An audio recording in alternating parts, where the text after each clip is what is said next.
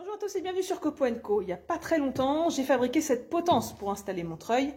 Potence qui me sert justement à monter les matériaux sur ce plancher qui lui aussi a été réalisé il n'y a pas très longtemps. Si vous avez manqué la vidéo de la potence et de la façon dont je m'y suis prise pour la réaliser, je vous remets un petit lien en haut à droite de l'écran. Comme ça, vous pourrez réviser tranquillement. Aujourd'hui, l'objectif, c'est de réaliser un plateau de levage, une sorte de berceau sur lesquels je pourrais mettre justement mes gros plateaux de bois qui sont très encombrants et souvent très fragiles. Parce que si je me contente de mettre une élingue en dessous et de les lever, il va y avoir de la casse, peut-être même des blessés. Donc c'est vraiment pas l'objectif. Donc je suis allée acheter du métal, à moitié neuf, à moitié d'occasion, en fonction de ce que j'ai trouvé. Et puis j'ai en tête un berceau qui me permettra de s'adapter aux différentes dimensions des plateaux de bois que j'aurai besoin de soulever, justement pour pouvoir les monter en toute sécurité. Donc c'est parti! On va à l'atelier. Comme d'habitude, pensez à liker, commenter, vous abonner si ce n'est pas déjà fait. Et puis rendez-vous à la fin pour le crash test et pour voir si ce plateau de levage, si ce berceau sécurisé fonctionne comme c'est espéré. Allez, bon visionnage à tous et puis rendez-vous à la fin pour voir si ça fonctionne. C'est parti. Bon, avant de se lancer dans la fabrication, un petit croquis pour vous faire voir ce à quoi j'ai pensé. Donc l'idée, c'est d'avoir un cadre déjà qui fait 1,50 m par 1,50 m. Tac. Ça sera du 30-30 par 2. Et ici, en about, c'est important que ce soit dans ce sens-là, identique, 1,50 m par 1,50 m, du 30-30 par 2. Bon, je ne vous fais pas forcément la perspective à chaque fois. Vous avez compris le concept. Tac, tac, tac. OK? Donc l'idée, c'est d'avoir ces extrémités-là qui seront ouvertes. Et ça sera très important. De chaque côté, ici, on va mettre un tube qui servira à la fois de pied, pour pas que ça repose directement au sol, et de butée, ici, pour éviter que les plateaux qu'on va lever, ne risquent de glisser. D'accord? Donc, je taille de chaque côté, une petite butée qui sert aussi de pied. Bon, en l'occurrence, on voit pas le pied qui dépasse.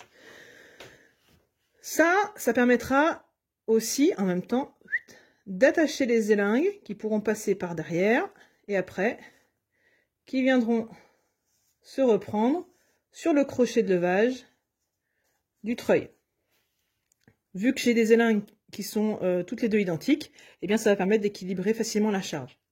Sauf qu'évidemment, ici, là, on a 1,50 m par 1,50 m, c'est insuffisant pour la longueur de mes plateaux qui risquent de glisser.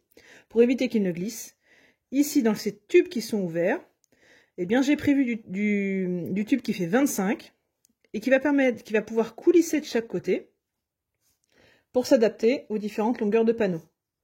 Donc, que ce soit 3,10 m ou 2,50 m, je vais pouvoir faire coulisser mes panneaux pour équilibrer la charge. L'idée, c'est qu'évidemment, de ce côté-là et de ce côté-là, à chaque fois, ils sortent de la même longueur. Et puis, en butée, toujours de la même façon, une petite excroissance, une petite butée qui permettra d'éviter que les panneaux ne gigotent de part et d'autre. Je vais partir du principe que sur la largeur, qu'il fasse 1,20 m ou 1,50 m, ça ne va pas changer grand-chose, donc je ne vais pas rajouter des cales intermédiaires. Mais par contre, sur la longueur, qu'il fasse 2,50 m ou 3,10 m, ça sera bien, que ça soit équilibré. Donc pour fixer ces longueurs-là, je viendrai faire un petit trou sur le côté, peut-être. Et ça me permettra de venir mettre une goupille avec des longueurs qui seront déjà prédéfinies. Donc voilà, ça c'est l'idée. Ça sera réglable. Et l'avantage, c'est que quand je m'en servirai pas, je pourrai rentrer au maximum ces allonges. Et ça évitera que ça prenne trop de place aussi sur le lieu de stockage. Donc ça, c'est la théorie. Non, il faut passer à la pratique. C'est parti.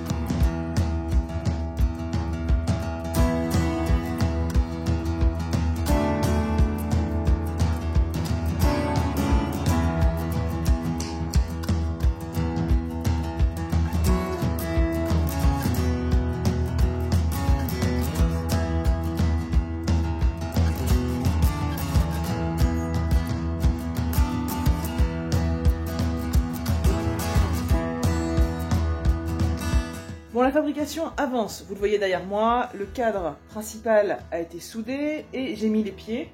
Bien sûr, j'ai prévu les ouvertures aux extrémités pour que mes extensions puissent bouger. Mais je réalise qu'il y a un petit défaut de conception.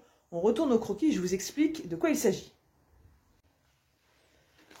Donc je viens de réaliser que là on a les butées latérales, donc les pieds qui se trouvent ici, qui vont servir à éviter que le plateau ne bouge dans le sens de la largeur.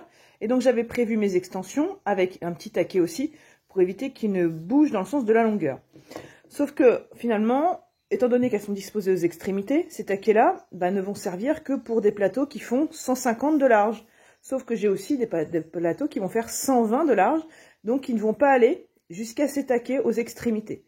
Donc ma nouvelle stratégie, eh bien en fait, ça va être de fixer, de relier ici ces deux extrémités, ces deux butées télescopiques, en fait, en leur mettant juste un élément supplémentaire qui sera évidemment en hauteur.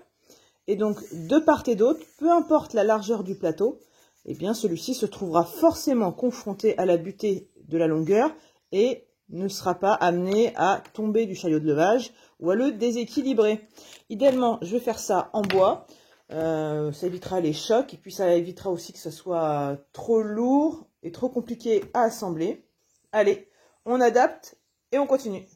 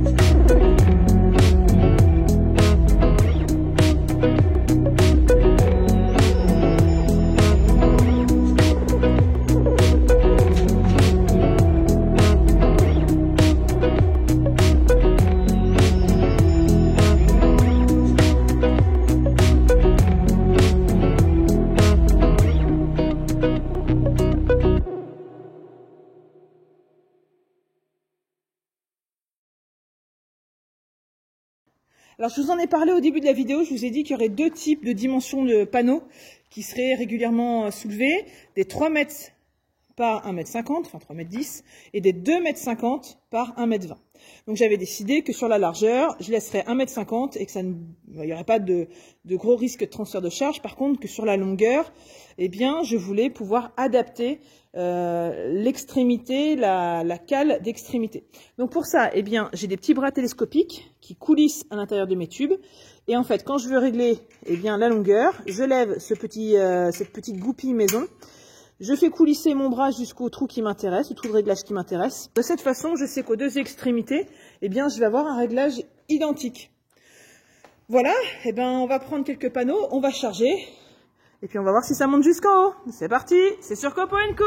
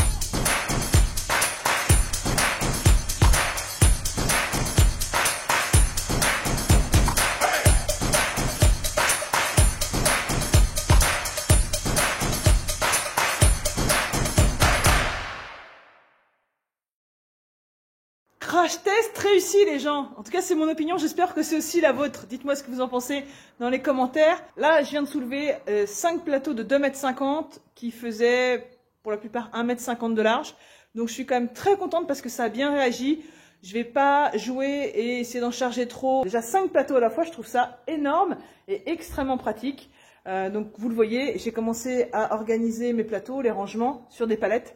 Et du coup, ils sont vraiment mieux ici, à l'abri de la poussière, à l'abri de l'eau, que là où ils étaient, tout en bas. Likez, pensez à vous abonner si vous aimez ce genre de projet, car il y en aura d'autres sur la chaîne. En attendant, je vous dis à très bientôt. Et surtout, n'oubliez pas, faites plein de copeaux. Bye bye!